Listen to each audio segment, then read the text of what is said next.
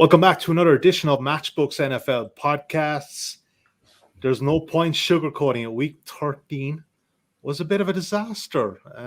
The Patriots helped us out on Monday night, but it wasn't that great. It was our worst week of the season, but that happens every now and again. Delighted to be joined, returning, Mr. Drew Dinsick and Fabian Sommer. And also, Rob Pizzola is back with us this week. Rob, I can't apportion any of the blame to you last week, mate, but there was plenty to go around. Just one of those weeks. Drew Dinsick, I listened to the Deep Dive podcast on Monday morning on my way to work. We got salty, Drew, given your reaction on the Seahawks and them emptying the playbook, special teams, you name it, when their season is done. That is the most Pete Carroll-esque thing that it's pretty much Pete Carroll all out, isn't it? Yeah, I mean, that's been, and honestly, it's shame on me for not kind of respecting the NFC West and just taking the dog, without really considering the state of the teams, because that's sort of been the secret to handicapping that division all season. There's really no difference between these two teams, any two teams in that division in terms of how they match up with each other and how they approach a given game. But yeah, that was pretty Pete Carroll-esque, and I will blame Rob. If you were here last week, that wouldn't have happened. Thanks a lot for letting us down. You would have steered us out of all the losers. So I didn't bet San Fran last week, but I couldn't have made an argument for Seattle, so we probably would have got stuck with that one regardless, I think. Yeah, that was a tough one though. Just one of those things. Suma, your best bet, the Ravens -4. It was looking okay in the first half. I think we probably got the best of the Steelers, and if you're going to, go against the Steelers, it's probably this week at this spot. But the Ravens continue to kind of frustrate. In good record, but I don't know, hard one to read, this team. Yeah, so I just checked some numbers today, and since I think week 5, it was after the Colts game for the Ravens.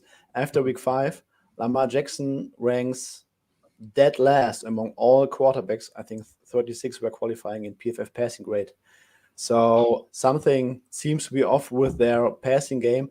And also in the game against the Steelers, I mean, so many times there was Lamar scrambling around in the pocket, just looking for some targets downfield, which were probably not there. And there was just nothing underneath. And I always thought like, why don't you use some fullback, running back, tight end, just running some simple drag routes or some simple option routes where they can stay in a soft zone spot, and then just use your check down instead of scrambling around, running away from TJ Watt and just trying to get anything going down the field. And I think there might be some deeper schematic issues for the Ravens. Yeah, just one of those things. Worst week of the season. But we move on. Week 14, brand new slate. We're going to cover the Rams, Cardinals, Bills versus Bucks, 49ers, Bengals, the Washington football team at home to Dallas. There's a couple of any more bets and best bets. Let's get to it. First of all, NFC West in the desert, Monday Night Football, the Rams and Cardinals. Pretty good game to be discussing. The Rams currently on the money line 2.2. The Arizona Cardinals at 1.76. The Rams getting a 2.5 point start on the main handicap line. 52 is the total. Drew Dinsick, you played the Rams +3. It's still available, I think, at about 1.93 at matchbook.com. There's a bit of money coming, but the market is with you on this one. Yeah, I'm not sure I would go back to the well here, considering how the market has moved. It has moved. This was one of the kind of the narrower edges that I was playing into, and the fact that it's moved as much as it has in the last 24 hours, probably realistically, it puts it out of range. I make this game a pick 'em. I alluded to it off the top. In general, these AFC West heads should be lined, all around to pick 'em. For the lack of a better word. And if you're going to get a field goal or better, you should probably take it when you have two AFC West teams going head to head. Beyond that, even though the Rams have looked pretty pedestrian when they've played anyone with a pulse in the last 2 months, they have, over the balance of the Sean McVay tenure, they have had the answers for the Arizona Cardinals in general, in terms of both offense and defense. A lot of lopsided results in this head-to-head here, particularly, and even though, again, Sean McVay tends to wane as the season goes on, teams figure him out. He loses a little bit of creativity. Apparently, he uses less play action, less motion for whatever reason. But even in late season results, the Rams have gotten the better of the Cardinals, including games like last season's home stretch where the Cardinals really just needed to win to punch their playoff ticket. And I believe John Wolford got the better of them on the road. So realistically, Rams should be a pretty decent effort here. This is obviously a much more meaningful game for the Rams than it is for the Cardinals in terms of any kind of playoff seeding hopefulness. Cardinals can lose this one and they still have a stranglehold on the NFC West in general. But matchup wise, I did like some of the chemistry we started to see being developed between Stafford and Jefferson, Stafford and Beckham against the Jaguars. And then similarly, the Rams defense was a lot more plucky against the Jaguars than what we had seen from them the last handful of weeks. So not that they've got it all figured out, but going up against an Arizona team and a Kyler Murray that to me still looked a bit limited from the number of injuries he's sustained this season, I think the Rams have a puncher's chance in this one. Yeah, Rob, Pizzola in agreement here. I don't know if it's a massive edge for you, but you're with the Rams as well. Yeah, like I made the game 2.5, and that's where we're starting to see the market settle right now. And we don't really get to learn anything from either of these teams last week because both of them take care of business against a couple of terrible teams. But, a couple months ago was back in week 4. These teams played at SoFi Stadium and very different teams. Obviously, the Cardinals still had J.J. Watt. The Rams still had Robert Woods. L.A. didn't have Von Miller or OBJ. The Cardinals didn't have Zach Ertz. So, yes, some things have changed. But remember, in that game a couple months ago, the Rams end up closing as 3.5, 4-point favorites. And that was with the Cardinals coming off a very good start to the year in which they had smoked the Jaguars. They'd smoked the Titans. So the Cardinals stock was pretty high at that point as well. So now we're a couple months later, 8 weeks later, we're seeing a heavy market adjustment from these two teams. And I think a lot of that is built into like Matt Stafford might not be healthy. I mean, he looked a lot better last week. I just think it's kind of like this, what Drew touched on the top. There's just not much separating these teams in the NFC West, especially these two teams in general. And to get to a 3-point spread, you'd have to have like a sizable gap between Arizona and LA because home field advantage is barely worth anything anymore. So for those reasons, I lean to the Rams. And also you guys put the total of this game up on the screen, which I hadn't realized was actually at 52, which in my opinion is a little bit high as well.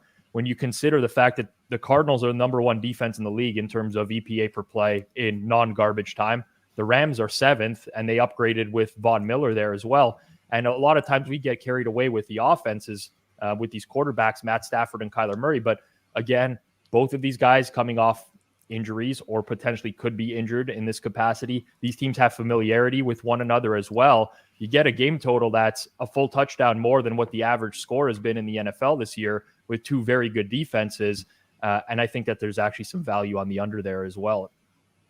Suma, I know you've got no major strong opinion, but anything to add to what the guys said? Yeah, so my concern with the Rams is that their offense has looked really bad for 3 straight games before playing the Jaguars defense that was without their number 1 cornerback. And now they lost their left guard, David Edwards, and their starting center, Brian Allen. I don't think if anyone will be back. Brian Allen was seriously limping into the locker room, so I doubt that those 2 guys will be back. And the Cardinals have the number 1 passing defense in terms of EPA per dropback. They are 7th in success rate. Vance Joseph is really calling one heck of a defense in his 3rd year. And those would be my concerns with the Rams. I think overall, I have the Cardinals as the clear-cut better team. I'm somewhere between 2.5 and 3 here, so no big edge either way. But those would be my concerns for the Rams. Just that they haven't really looked functional over the past couple of weeks, except for the game against the Jags. And the Cardinals, after 1 month absence of Kyler Murray and DeAndre Hopkins, they are now really completely healthy on offense. Rodney Hudson is back at center. Zach Ertz is in the formation. They really have their full arsenal of weapons. And I don't think whether the Rams defense is really so good that they can contain the Cardinals offense over 60 minutes. So those would be my concerns with the Rams. Yeah, Rams +3 is currently available at 1.93. Is that enough to get us there for a bet, guys? I'm actually talked into this under. I think Rob makes a fair point. under probably the better look between these two sides. Suma's point about the offensive line injuries was actually spot on about the Rams. So yeah, this should be a pretty tightly contested game. And actually, if you look back at the first contest, there were some fluky scores in that one. I don't know that that's indicative of the type of wide open type game you're going to see here. So if we were going to take a side at the current prices, I actually lean under too. And if we, I don't know if it's signal or if it's just noise, but we have a pretty large sample of Matt Stafford's career as well, where he has faced above average teams and been horrible. Again, I don't know what it is with Matt Stafford or if it was a Lions thing, but in prime time as well. Exactly, has always seemed to play up or down to the level of competition. And I don't remember what the ATS record was against teams with a winning record, but it's not pretty. So and also it's also shown in his peripheral metrics, EPA per play success rate, where for some reason he just can't get his game up against other great teams. So I do feel like this is a pretty high total for what these teams are bringing to the table. Yeah, 51.5 is currently available, 1.95 on matchbook.com. So let's lock that in as the selection. All right, next game we're going to look at potentially be a good one here. The Bills head to South Florida to take on the Tampa Bay Buccaneers. Current betting as we have it on matchbook.com, and the money line, you come back to the Bills at 2.58, the Bucs at 1.58. The Bills getting a 3.5 point start on the main handicap line at 1.92, and 52.5 is the total. Rob, you like the Bills getting the 3 and the hook? Yes, the Bucs took some early money this week, which I think it kind of puzzled me a little bit because I don't think you take anything away from Monday night's game against the Bills with the Bills and Patriots. The takeaway for me was that the Bills played a game in conditions that put them at an extreme disadvantage, and they ended up losing the game as I expected them to. So you go from that, conditions where it's impossible to throw the ball, to optimal conditions, looking at the Tampa weather for Sunday, 76 Fahrenheit, 24 Celsius. I would expect a very different Bills offense here. One thing about Tampa, we know this, Todd Bowles sends the blitz. Blitz is at the highest rate in the entire league. That means that they're going to leave their corners one-on-one quite a bit against Stephon Diggs, Cole Beasley, Emmanuel Sanders, Gabriel Davis, all guys that can win one-on-one. You have Jamel Dean, who's in the concussion protocol right now for the Bucs, who might not play, which would be a huge blow for the defense that they want to play against Buffalo. And then conversely, on the other side of things, the Bills defense, this is the type of defense that has historically succeeded against Tom Brady. Obviously, the loss of Trey White, it can't be understated. It's going to impact them against prolific passing teams, but Buffalo doesn't blitz a whole lot. They generate a ton of pressure, number one in the league, 30% of dropbacks they generate a pressure. And as we saw on Monday night, the Bills are susceptible to the run, but Tampa Bay passes the ball more than any other team in the league. So this is kind of the Tampa Bay strengths don't necessarily play into where the Bills are weakest on defense, which is against these power running games like New England and Tennessee and Indianapolis, where they struggled this year. So for me personally, I think the Bucs are the best team in football, but I don't think this is a great matchup for them stylistically. And I don't think that there's that much separating them from the Bills to get to 3.5 points. So for me, I think there's some pretty sizable value here on Buffalo at 3.5. Even if the number was 3, I would still strongly be considering Buffalo. Yeah, Drew, in agreement on this one? Nodding your head, so that's giving the game away. Yeah. Well, yeah, I thought Rob's handicap was pretty much perfect. The only things I could add are, in general, this type of matchup is much better for the Bills than the Patriots. On in a neutral state, let alone in that blustering wind. The Jamel Dean injury matters. He's been sort of the guy that you want to stay away from in the secondary for the Buccaneers so far this season. The types of teams that you're worried about facing if you're the Bills are the likes of the Patriots, the likes of the Colts, the likes of the Titans. All teams, by the way, they're going to have to go through if they expect to get to the Super Bowl. A team like the Bucs, they match up fairly well against. Tom Brady and company in decent weather is going to have to go score for score with these guys. The Bucs defense isn't going to be able to hold them down. Bucs stop the run exceptionally well. Buffalo doesn't really want to do that anyway. There should be opportunity for them to really strike down the field and really kind of put some scoreboard pressure on the Buccaneers. And on top of the fact they're coming off a loss and they're angry and they got a little bit extra spirit, a little whereas Tampa Bay has kind of been sitting back and getting rocking chair winners here last couple of weeks. That's it's not a great spot for Tampa overall, and ultimately I think Tampa is the clear number one team in terms of likelihood to win the Super Bowl across all of the NFL. I don't know that they need a 1 seed to get there by any stretch of the imagination, but it would obviously help. With the kind of confidence that exists in the veteran, kind of spirit in that locker room, I'm not sure that they're looking at this game as a must win, and that they need to empty the playbook, and that they really, are going to be in a mindset to really hang one on the Bills. So there's a lot of motivational narrative-y stuff there that supports the Bills on top of just the kind of the X's and O's matchup stuff that Rob mentioned. So I would perfectly fine taking 3.5 with the Bills in this spot. Some of the guys broke it down why we should be backing the Bills on the side, but the current total is 52.5, and it's 1.99 to the over. You expect both defenses to potentially struggle here against two pretty still potent offenses. Yeah, the over would be my only look. I don't really have a strong opinion on the side, even though both made some valid points on the Bill spread. The over would be my only look as of now, because I just don't see how both defenses really step up against those passing offenses. I mean, the Bills struggled at times this season. They were very inconsistent. They also played like 3 bad weather games. But the Bucs secondary, if Jamel Dean is out, I mean, you have guys like Pierre Desire and Ross Cockrell defending Cole Beasley in the slot, because Sean Murphy-Bunting, when Jamel Dean went out against the Colts, then was Sean Murphy-Bunting, their original slot cornerback, was playing on the outside. And then you have some really crazy matchup disadvantages for the Bucs secondary that now has to defend like 3 or 4 solid wide receivers. So also the Bills usually are a pass-first team, even though they ran the ball with Zach Moss at the stupidest time on Monday Night Football down in the red zone when they actually got something going through the air. But the Bills are usually, in their nature, is a pass-heavy approach.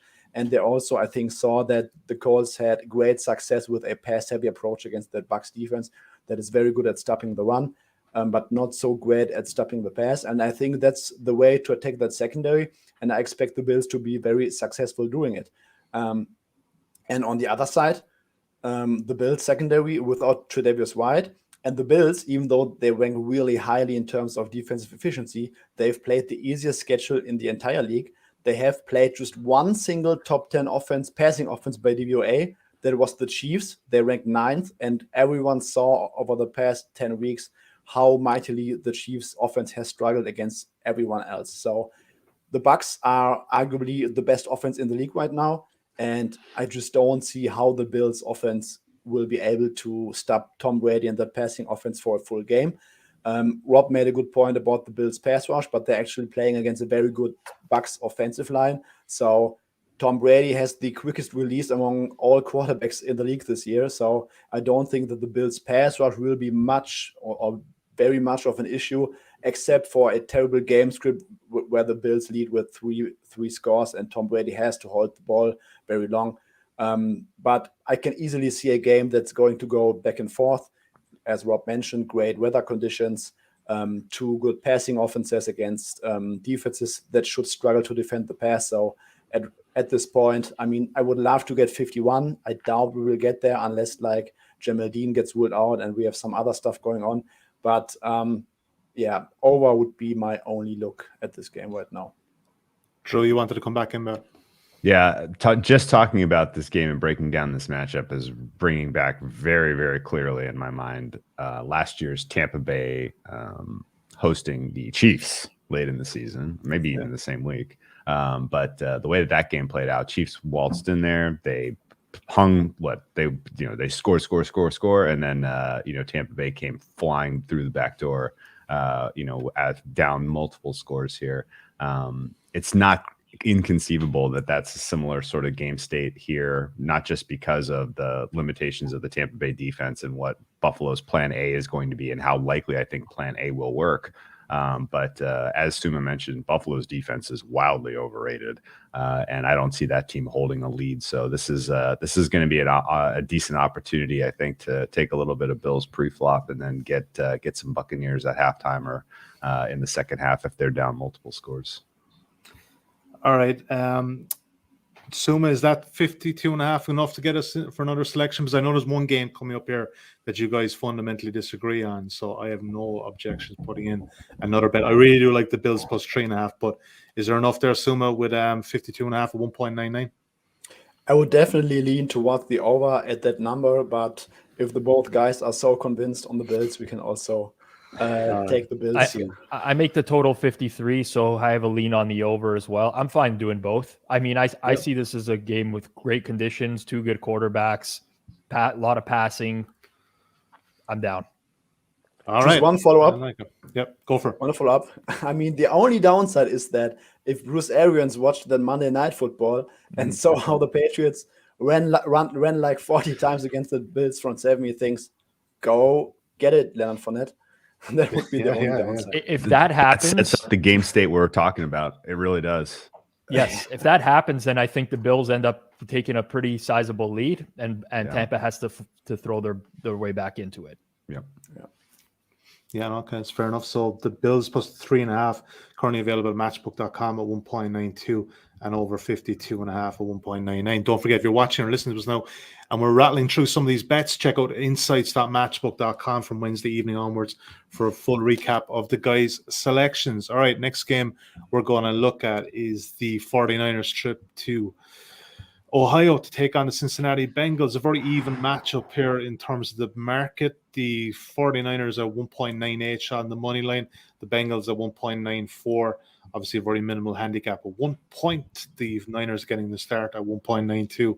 48.5 is the total. That total has been slightly bet up overnight from Tuesday. Suma, you're on it at 48. Still a bit of value on over 48.5, though, bud, yeah?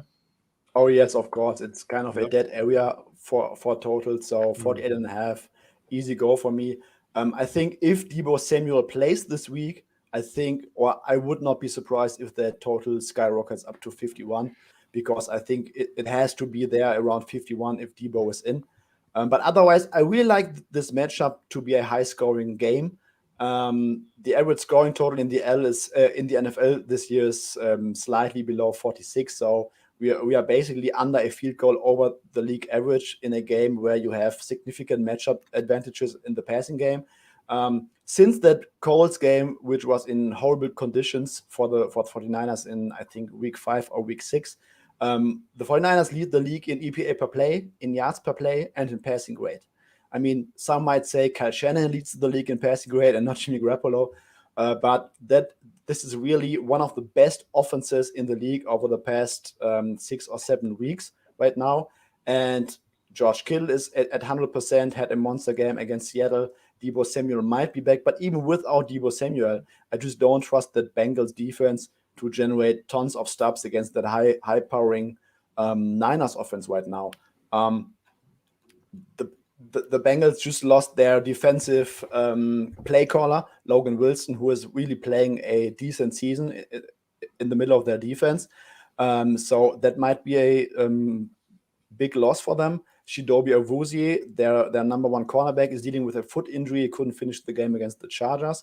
Trey Hendrickson, their best pass rusher, exclusively lines up on the right side. Will play against Trent Williams, the best tackle in the game, so he might kind of get neutralized. And then we get a great 49ers offense against a middling Bengals defense that's dealing with some injuries. And I just really think that the Niners could have a field day in that game, and especially if Deebo is in. I mean, the Niners have like 6 running backs in the extension of their roster, and none of them might play this week because everyone is banged up or injured. Eli Mitchell is in the concussion protocol. I mean, that might put a little bit more pressure on Deebo to play this week. I don't know yet, but even if they don't have any running back available, I also would not be surprised if Shannon goes a little bit more pass heavy, which would play into the over here. And on the other side, the Bengals were missing their center Trey Hopkins and their right tackle Riley Reef last week. both were game time decisions, both are day to day, so we should probably lean towards them playing this week. And then you have a Niners defense that is very good on their front seven, good against the run, but they have holes in the secondary. They lost Emmanuel Mosley, their number one cornerback.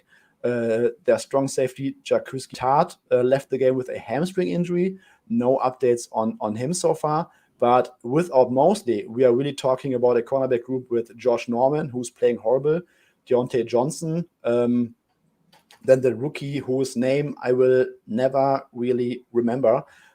So we are really dealing with a secondary that's one of the worst secondaries in the league right now, going against Jamar Chase, T. Higgins, and Tyler Boyd. So that's a crazy matchup advantage for the Bengals.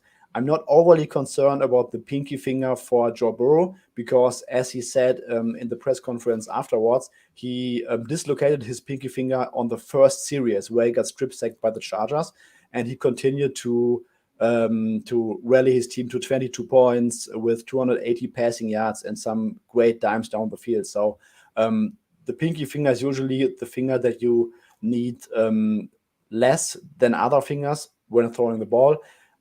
He might be limited in practice this week, but I'm not really overly concerned about him missing any game action or being very hampered with his pinky finger. So two offenses that have matchup advantages across the board with a total that is too low in my opinion. And like I said, there's still some upside with Deebo Samuel. If he's in, I think this total should really be 51 or a little bit higher. At least higher than the current total of 48.5. And that's why I love the over here. Yeah, Rob, extensive breakdown of my Sommer as ever. I don't know if there's too much you can add there, but you do like the general look of the over. I do, and I think this is largely because I think that the Bengals defense is way overrated.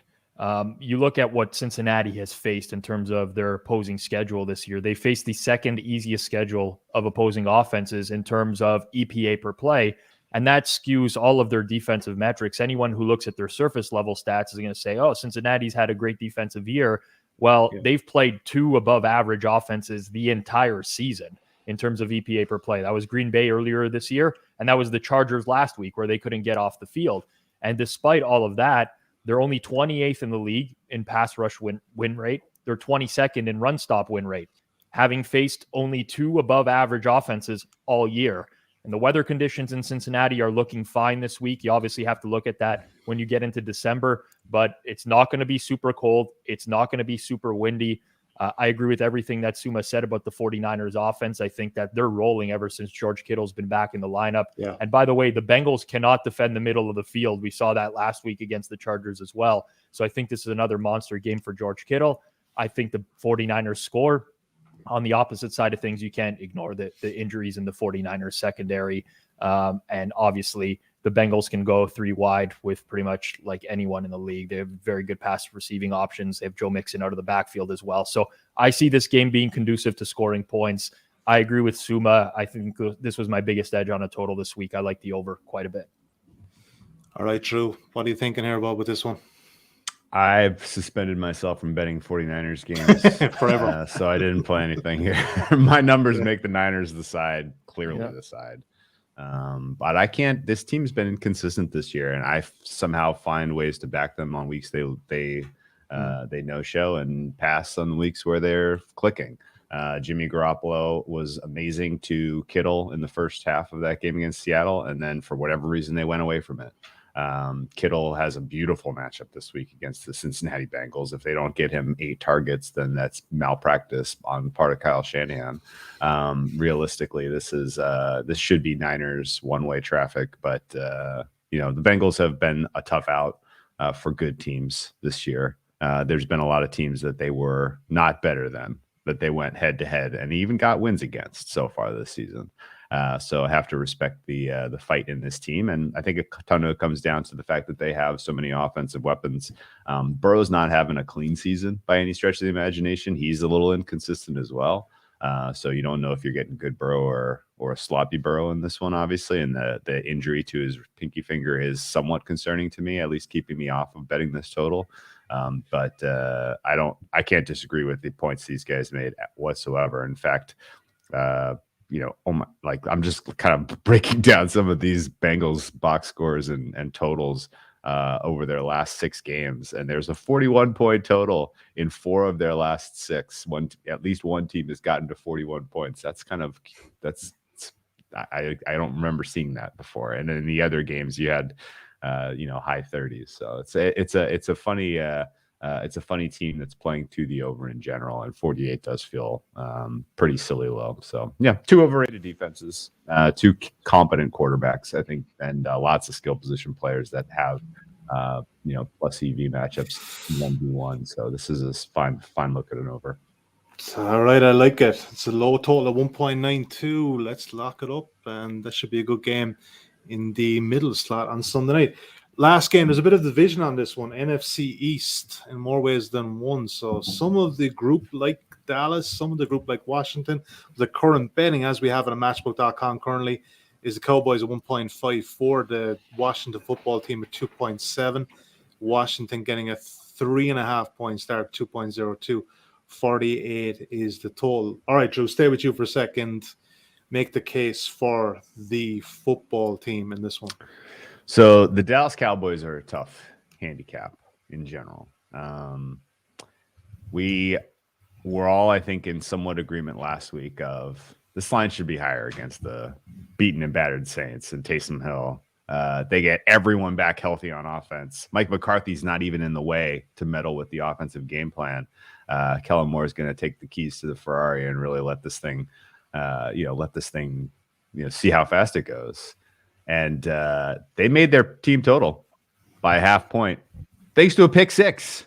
It was still a very, very, kind of pedestrian offensive performance. And really the only thing you can point to in terms of the game flow and some of the decision-making, Dak was inconsistent at times. He airmailed a couple of passes. He wasn't quite as sharp as you've seen him over the balance of the season.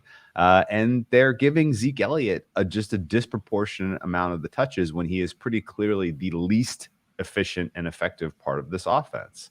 And I don't know that changes overnight. I don't know that they're doing any self-scouting or any kind of self-reflection. It seems like the priors in terms of how they personally view their assets and, the fact that they've committed as much capital as they have to Zeke Elliott is forcing the hand here in terms of his usage, which, realistically is, keeping their overall offensive output muted.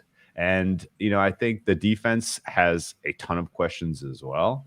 They looked good at times creating turnovers against Taysom Hill, but it still, has huge gaping holes, and there are certain players specifically you can attack here. If you look at the way that the Washington football team prepared for, their game plan preparing for the Cowboys in their 2 head-to-heads last year, their offense versus Cowboys defense, like they have a very strong vision of exactly how to attack these guys. And I don't know that the upgrades the Cowboys made on defense are going to be good enough to all of a sudden keep Washington, low on the scoreboard here. The other key factor is it's the month of December. This game is being played outdoors in Washington. If you know anything about that field, it's one of these slower and sloppier fields come the month of December in the NFL, to the degree that limits the Cowboys skill position players from creating separation against the pass defense that in a neutral setting they would utterly torch. I think matters. And I think ultimately, since their bye week, Washington and Taylor Heineke playing extremely clean football. It's a team that still does struggle in the red zone. They take points off the board week in, week out, but it hasn't mattered of late. And I think I'm not saying Washington pulls off the upset here, but I think 4 points is what I bet into for Washington. And at the time, it just felt like you were getting a free point in a game that should be at 3 or inside 3 by my numbers. All right, Rob, make the case for the Cowboys. Yeah, I mean, it's indisputable that Washington's playing better right now. They are. All that bad luck from earlier in the season, particularly on third downs on both sides of the ball, are starting to regress a little bit. I remember the game against Green Bay where I had bet Washington, and they had 6 trips into the inside the Green Bay 30 and scored 3 points. So, I mean, Washington was never as bad as we thought they were. But now I think they've been upgraded to a point where they're probably not as good as this either. They've played 3 games in a row against teams that I would say are trending downwards in Carolina, Seattle, Las Vegas. And Dallas, on the other hand, they've gone through this stretch where they've looked less than impressive, but I mean, they've had so many moving pieces on that offense, right? They had the CeeDee Lamb concussion. They had the COVID situation with Amari Cooper. Tyron Smith, their left tackle, was out for a period of time. They had Terrence Steele playing at right tackle for some unknown reason for a bit. So now they actually have like the full complement of weapons. And also they have like the full complement of weapons on defense as well, with the return of DeMarcus Lawrence last week. Randy Gregory's still on IR, but at least DeMarcus Lawrence gives them another viable pass rush option outside of Micah Parsons. And you have to remember, Washington, without 2 of their offensive linemen from like their opening day this season, with Chase Roulier, Sam Cosme, on IR as well there. And I just really can't get here. Like, defensively, to me, Washington still 30th in EPA per play in the league in non-garbage time this season. They're middle of the pack in terms of giving up explosive plays, but they allow teams to consistently move the ball. And I think they've kind of just benefited in the last few weeks by playing these offenses that really aren't that good. Dallas had a full complement here, and I think just I can't get to this number. I really can't. I think that Washington's been upgraded to the point where this is probably their peak in terms of where they are at this season. Dallas, even off of a win on Thursday Night Football in which they cover the spread, it's back-to-back primetime games where they probably didn't look all that great. And I think they've been downgraded in the eyes of everyone else, whereas I think that we're more likely to see a performance offensively from earlier in the year. So I think this number is short. I would lay the 3.5 with the Cowboys. All right, Suma, give me your thoughts. So you heard both the guys' opinions on this one. If you were to lean either side in this one, which way would you go?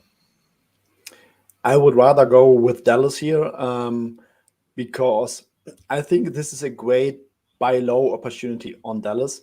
Washington coming off 4-0, they are really looking special, especially in terms of what we could expect from the Washington football team.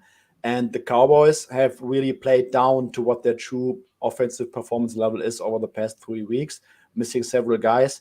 Like Rob said, they are completely healthy right now, going against a Washington defense that has really gotten better, but they still have issues defending the pass. So I would expect the Cowboys to regress offensively on a positive note. And on the other side, I mean, defensive performance is not very predictive. Everyone knows that. But there is something to the Dallas defense which makes me believe we should rate them generally at least above average going forward, because they rank 4th in pass DVOA while playing one of the toughest schedules in the league. So, and that was without DeMarcus Lawrence for 12 weeks, without Randy Gregory for 4 weeks now. I think Jerry Jones mentioned that Randy Gregory should come off IR and be ready to play this week. And if he does, I mean, you have Randy Gregory on the right edge, DeMarcus Lawrence on the left edge, and then you have Micah Parsons, who can play that spy blitz role that he played against Taysom Hill last week without sacrificing any edge rusher on the other side. And that's really where it comes down to being a tough matchup for the Washington football team, especially if the Cowboys are able to score early and put some scoring pressure on Tyler Heineke. Then you really have to air it out against that Dallas Cowboys pass rush. And that's where I think things can get very tricky for the Washington football team. So overall, also lean towards the Dallas. I think it's a good buy low spot on them.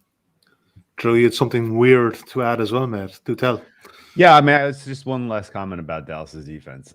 They're doing it with turnovers. They're doing it specifically with interceptions. And I guess if you want to say interceptions are stickier than fumbles, yeah, that's true. But if you're telling me that they're the same caliber pass defense as the Patriots, I balk. I think ultimately there will be some regression coming down the home stretch for Dallas's defense, and I don't know that they're a playoff caliber unit overall, which would. Yeah, but that said, the weird thing I wanted to mention was there's only been 11 games since 1990 that finished with the score 17-15.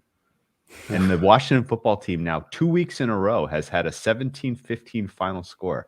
It's such a unique and bizarre score. I don't understand how that's happened now twice for the Washington football team. So weird season for them overall. They were absolutely hopeless in terms of making their win total going into their bye week. And now anyone with the Washington win total under ticket is sweating, and they are in the 6th seed of the playoffs. This team is going to the playoffs with Taylor Heineke. So I don't know. I think I still think 4 is a bit too generous for a home team in a divisional head-to-head, especially considering the conditions are probably going to be a little slow and sloppy.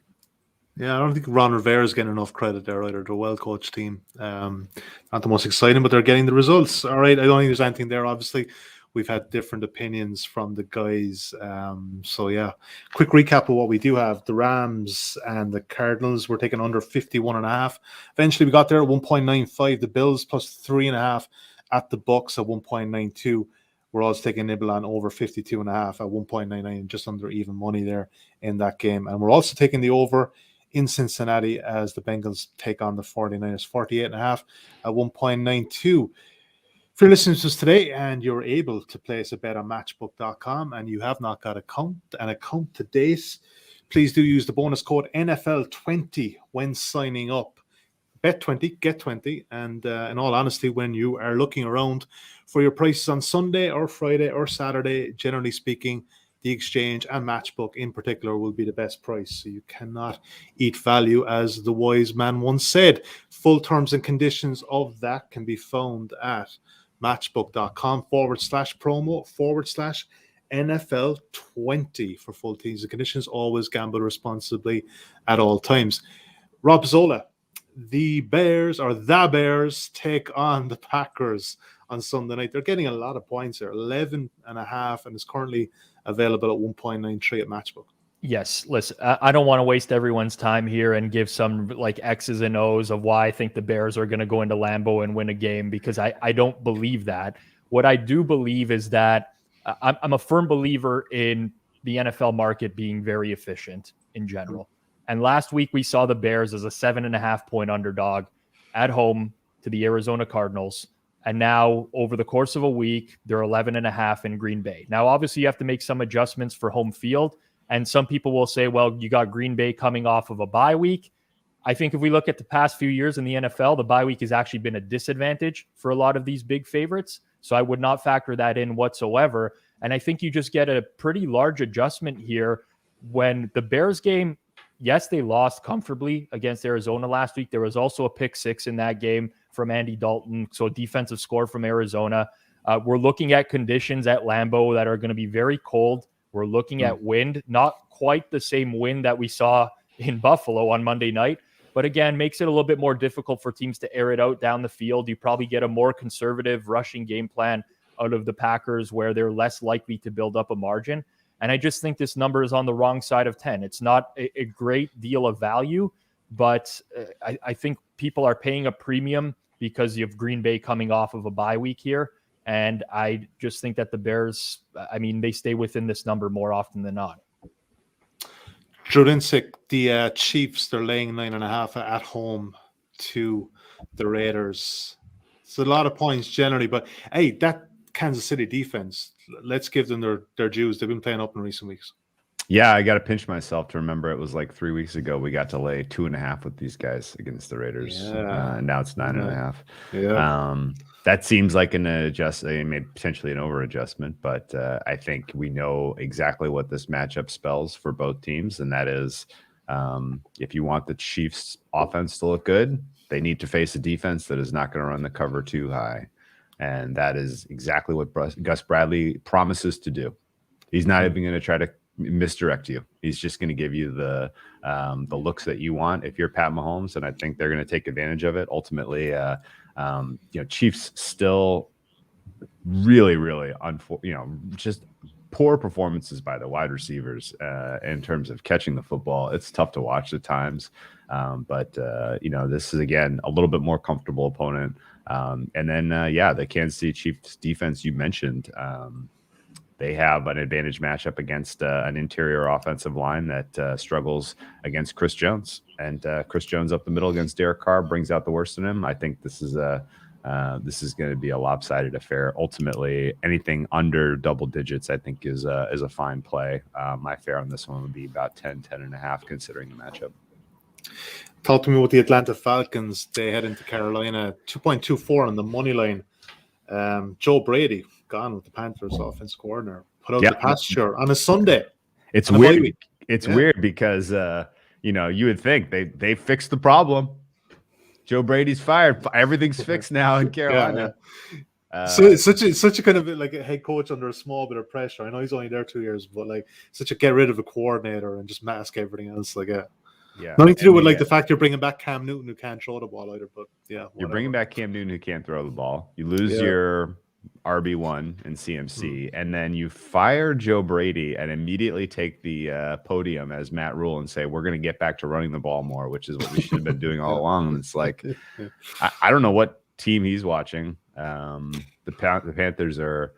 I don't know in what universe the Panthers are warranted favorite status against anyone with the pulse. And realistically, AJ Terrell can take DJ Moore off the field here. Cam Newton might do that himself anyway. And if you get any kind of clean performance out of Matt Ryan in the offense, I think the Falcons win this one going away. Don't understand this market. Don't understand why this opened up with Carolina as favorites. Don't understand why that team warrants much of a bump for their bye week, considering they fired their offensive coordinator. So this is maybe there's an element of surprise in terms of what that offense is going to look like, but can Cam Newton execute anything that would take anyone by surprise? Probably not. This was a weird market, weird number. Falcons money line or pass for me. He's back. All that crap. Yeah, we didn't buy it. We didn't buy it, Rob Pizzola. We saw through it. We saw through it pretty quickly. I think most people did. Suma, a bit of a bonus Thursday night pick. The Steelers Vikings under 44, 1.86. That Steelers offense, it's hard to watch, isn't it? There's nothing explosive with these floated balls by Big Ben, and the defense played okay on Sunday night, huh?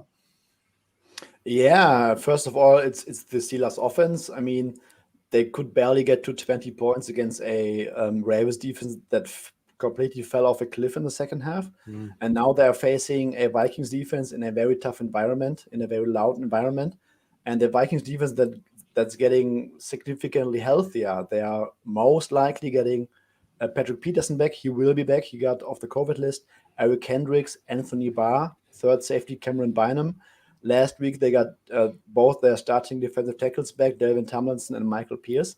So we are really talking about a Vikings defense that has been quite decent over the bigger part of the season, and now getting a lot healthier, playing against that Steelers offense. I think the Steelers will mightily struggle to move the ball here. They will try to run the ball. They will punt a lot. But on the other side, I don't really see a much better scenario for the Vikings offense that will be without Adam Thielen. So it's just entirely funneled towards Justin Jefferson. The next best receiver is KJ Osborne. Then you got CJ Ham on some bootleg action. David Cook most likely still out. Yeah. So it's Alexander Madison. The offensive line for the Vikings is terrible to begin with. And now they will likely be without Christian Darrisaw. And Darrisaw really brought some kind of a spark midway in the season when he entered the lineup. But his replacements are very terrible. The interior line for the Vikings is terrible. And they are playing against one of the best defensive lines in football right now. And even though the Steelers have really struggled on defense this season, I think they can easily control the line of scrimmage. Kirk Cousins will be under constant duress. And overall, I think this is a matchup where I see both offenses struggling. And therefore, I can see a game that's in the ballpark of 23-20, 2017, kind of a final score.